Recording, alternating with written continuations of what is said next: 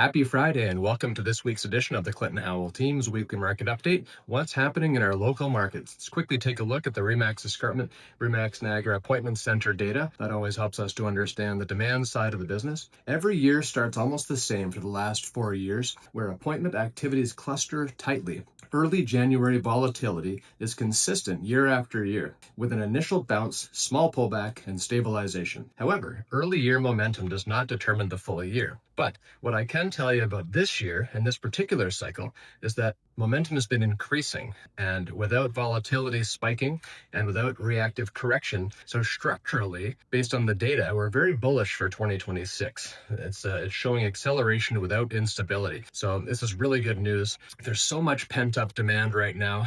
Municipalities and governments are working toward housing affordability, which will greatly help first-time buyers. Interest rates are pretty favorable right now, actually. In the long term, the rates are pretty darn good right now. And compared to where the prices were in 2021, 2022, we're similar pricing now to where we were in 21, but we're down about 20 to 30%, depending on the neighborhood and the market compared to 2022. So it's an incredible time to purchase property right now. It's a great time to upgrade if you're in that position. If you're looking to downsize, sometimes life changes and you need to make changes. So downsizing right now isn't a terrible thing because, most of the time seniors have been in their homes a long time. So there's lots of equity built up and there's great deals on smaller properties right now, bungalows and condominium apartments, things like that. So what's happening in terms of Burlington, Hamilton, Oakville? In Burlington, listings have gone up a tiny bit week over week. Sales are also up a little bit, and inventory as a result has come down slightly. We're at 4.3 months worth of supply, which is down from the peak, which was 7.5 months